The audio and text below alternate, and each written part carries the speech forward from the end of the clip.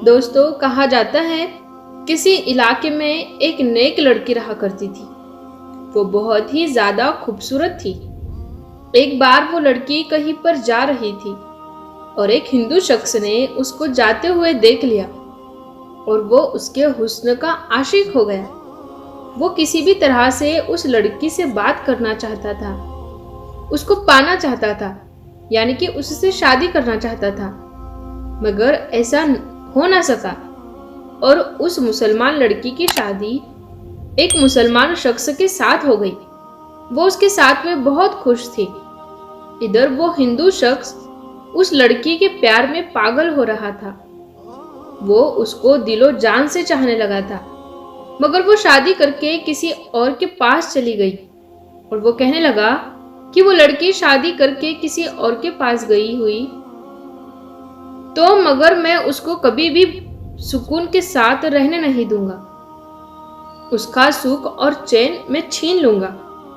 उसके बाद में वो शख्स एक काले जादू करने वाले बाबा के पास चला गया और उसने उस लड़की और उसके शौहर के ऊपर काला जादू कर दिया।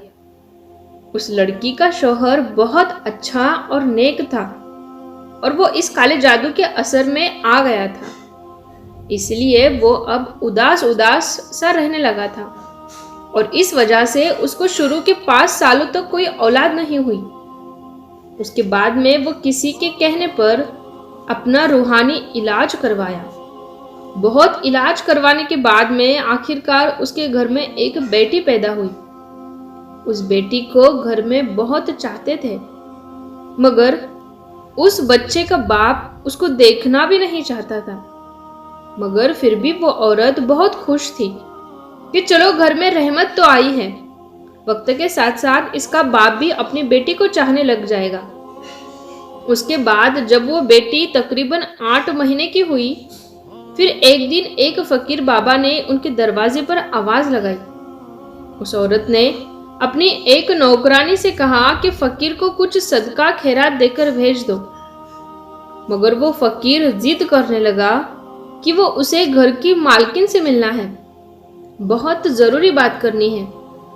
हालांकि वो औरत किसी के सामने नहीं आती थी, मगर पता नहीं उस दिन ऐसा क्या हुआ कि वो औरत खींची खींची उस फकीर के सामने आ गई।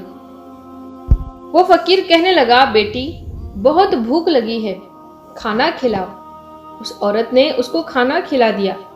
फिर वो कहने लगा, बेटी पानी भी पिलाओ। उस औरत ने अपनी नौकरानी से कहकर पानी भी मंगवा दिया। फकीर ने जैसे ही उस पानी में देखा तो उस औरत से कहने लगा कि किस पानी में तो सांप है। ये सुनकर वो औरत बहुत हैरान हुई और कहने लगी कि पानी में सांप कैसे आ सकता है। फकीर कहने लगा कि बेटी आप पर किसी ने काला जादू किया हुआ है, आपकी कोई भी औलाद जिंदा नहीं बचेगी। इस पर वो औरत हंसने लगी और कहने लगी कि तुम झूठ बोल रहे हो, मेरी तो एक बेटी है जो अंदर सो रही है। उस फकीर ने कहा, वो सो नहीं रही है, उसको अंदर जाकर देख लो। ये सुनकर वो औरत बहुत हैरान हुई और जल्दी से अपने घर के अंदर गई और अपनी बेटी को जाकर संभाला तो उसने देखा तो उसकी वो बेटी सच में मर पड़ी है। उसके बाद में वो वापस दौड़ती हुई घर के बाहर आई, लेकिन तब तक वो फकीर कहीं जा चुका था, यानी कि वो फकीर वहां से गायब हो चुका था। उसके बाद में उस औरत ने सारा वाकया अपने शौहर को बताया। सब लोग बहुत हैरान थे कि बच्ची की अचानक इस तरह से मौत कैसे हो गई। वो फकीर कौन था? लेकिन फिर सब्र तो करना ही था। इस औरत ने भी सब्र किया और अल्लाह के सामने सजदा करते गिड़गिड़ाने आने लगी, या अल्लाह, मुझसे ऐसा कौन सा गुनाह हो गया है कि मुझसे मेरी खुशियां ही रूठ गई है। खैर दोस्तों, इस बच्ची की मौत के 1 साल के बाद फिर से इस औरत की एक और बेटी पैदा हुई, जो पहली वाली बेटी से भी बहुत ज्यादा खूबसूरत थी।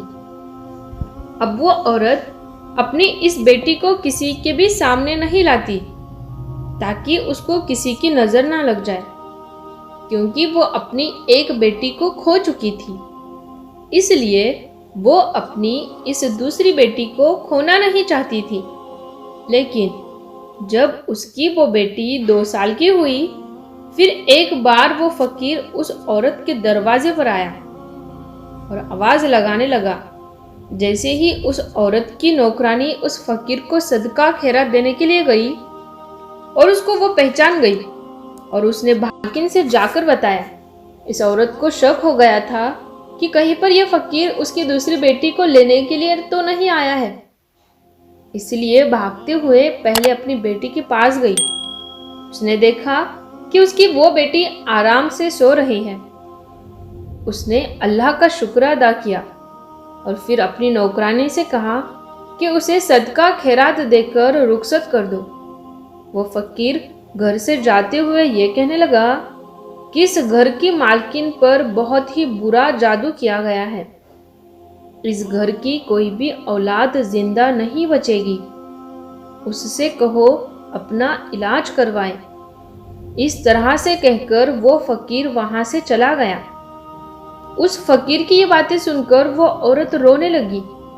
ये देखकर उसकी नौकरानी अपने मालिक के पास, यानी कि उस औरत के शौहर के पास गई और उसको बुलाकर लाई।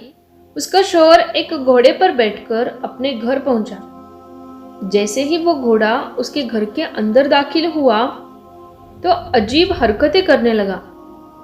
वही उस घर के आंगन में अपने पैरों से गड्ढा खोदने लगा। ये देखकर सब लोग हैरान हो गए। ये घोड़ा घर में कब्र किसकी खोद रहा है? देखते देखते उस घोड़े ने एक बड़ा सा गड्ढा खोद दिया। फिर उसके बाद में उस औरत की बेटी अपने कमरे में चलती हुई उस गड्ढे के पास आई। सब उसको रोकते इससे पहले ही उस गड्ढे में गिर गई और उसकी वहीं पर जान निकल गई। इस हादसे के बाद में अब उस औरत को यकीन हो गया था कि वो फकीर ठीक ही कह रहा था।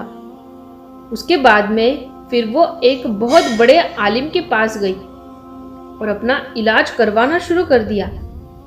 उस इलाज के दौरान ही उसके घर में एक और बेटी पैदा हुई। अब वो औरत और उसका शौहर दोनों ही खौफजदा रहते थे। उनकी इस बेटी के साथ भी कुछ ऐसा वैसा ना हो जाए, मगर आखिर में वही हुआ जिसका उनको डर था। एक दिन वो दोनों अपनी बेटी को साथ में लेकर उस आलिम के पास जा रहे थे कि रास्ते में अचानक वहीं से उड़ती हुई एक चील आई और वो उस मासूम सी बच्ची को उठा कर ले गई और ये दोनों मियाँ बीवी देखते ही रह गए।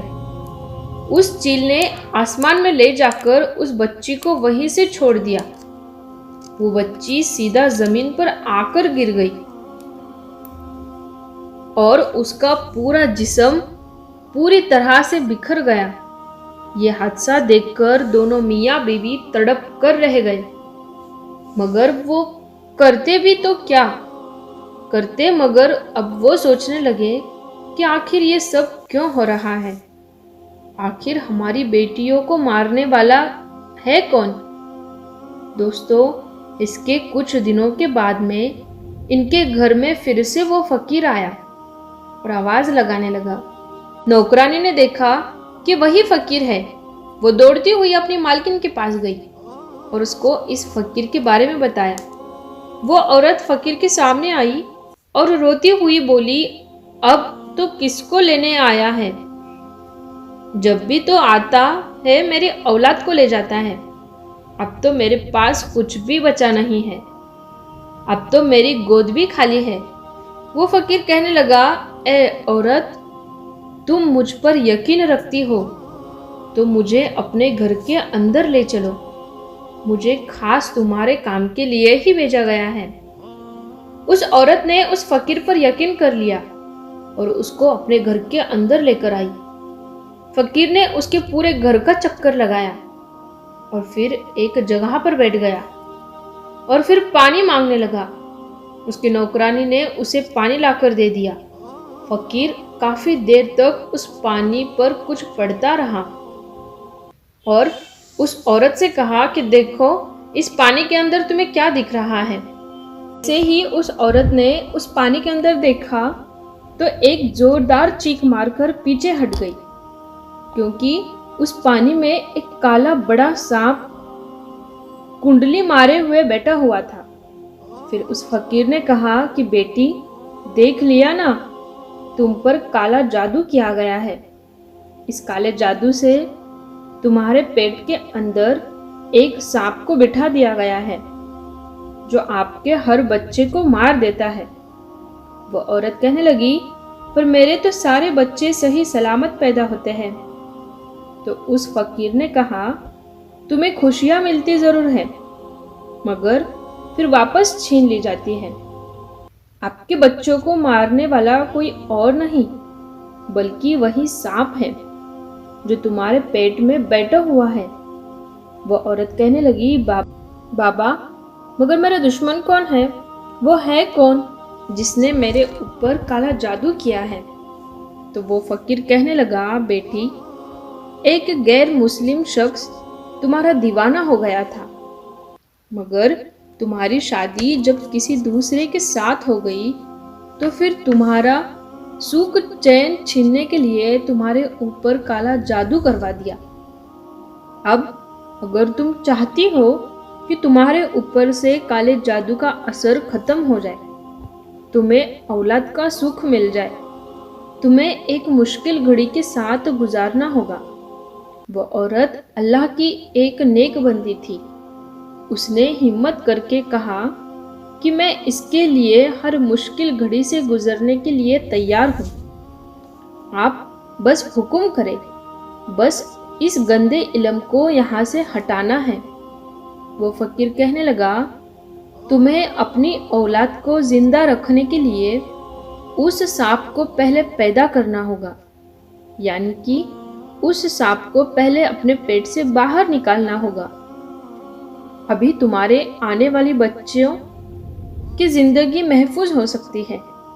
वो औरत अपनी औलाद को बचाने के लिए इस मुश्किल काम को करने के लिए राजी हो गई।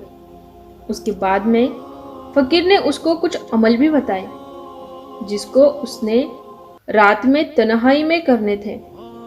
फकीर ने उस औरत को यह भी बताया कि वो सांप तुम्हारे पेट में मौजूद जरूर है, मगर वो अंदर बढ़ नहीं रहा है।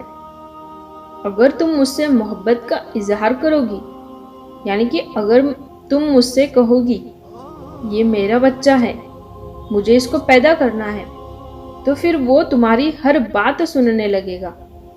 फिर किसी भी तरह से तुमको उसे अपने पेट से बाहर निकालना है। उसके बाद ऐसा ही हुआ। वो औरत अपने पेट पर हाथ फेरते हुए कहती है कि मेरे पेट के अंदर जो भी है वो मेरा ही बच्चा है। मैं उसे दुनिया में लाना चाहती हूँ। मैं उसकी माँ हूँ। उस सांप ने उसकी ये बातें सुन ली। फिर वो सांप उसके पेट के अंदर बढ़ना शुरू हो गया। इस औरत ने एक बूढ़ी दाई माँ से भी बात कर ली थी कि जब भी मेरे यहाँ बच्चा पैदा होगा तो मेरे पेट से कोई बच्चा बाहर नहीं आएगा, बल्कि एक सांप बाहर निकलेगा, मगर तुम डरना मत। वो बूढ़ी औरत भी हिम्मत वाली थी। वो इसके लिए तैयार हो गई। फिर एक दिन वो वक्त भी आ गया जब उस औरत ने एक सांप को जन्म दे दिया, लेकिन उन वजीफा की बरकत से वो सांप जिंदा नहीं बल्कि मुर्दा हालत में बाहर आया। और अल्लाह का करम ऐसा हुआ और उसके साथ में उस औरत ने एक बेटे को भी जन्म दे दिया। वो औरत अपने सामने एक सांप को देखकर बहुत हैरान हुई। वो सोचने लगी कि वो किस तरह से अपने पेट में एक सांप को पाल रही थी। फिर उसने अल्लाह ताला का शुक्र अदा किया। इसके बाद में अल्लाह ने फिर उस औरत को एक एक करके 2 और बेटे अता किए जो बिल्कुल ठीक और सही सलामत पैदा हुए। काले जादू का असर अब पूरी तरह से खत्म हो चुका था। इसके कुछ दिनों के बाद वो फकीर बाबा उसके दरवाजे पर आया। वो औरत कहने लगी, बाबा कुछ बुरी खबर सुनाने तो नहीं आए हो ना? अब तो मेरे बेटे भी बड़े हो गए, जो बिल्कुल सेहतमंद है, और हर रोज मैं उनकी लंबी उम्र की दुआ भी करती हूँ। तो ये सुनकर फकीर बाबा ने कहा, बेटी, इस बार मैं तुम्हें कोई बुरी खबर नहीं बल्कि अच्छी खबर सुनाने आया हूँ। तुम पर जिस हिंदू शख्स ने काला जादू करवाया था, वो फिर से तुम्हारे ऊपर काला जादू करवाने के लिए जंगल में चंदन की लकड़ियां काट रहा था। तो उसको किसी बड़े से काले सांप ने ढस लिया और वो वहीं पर तड़प कर मर गया। ये सुनकर वो औरत बहुत खुश हुई और अल्लाह का शुक्र अदा करने लगी। प्यारे दोस्तों, आपको अगर वीडियो अच्छी लगी हो तो इस वीडियो को ज़्यादा से ज़्यादा शेयर करें, और अभी तक आपने हमारे चैनल को सब्सक्राइब नहीं किया है तो सब्सक्राइब करके साथ में लगे बेल आइकन को ज़रूर दबा दें। हम मिलते हैं फिर एक नई वीडियो के साथ में। तब तक के लिए अस्सलाम वालेकुम, अल्लाह हाफिज़।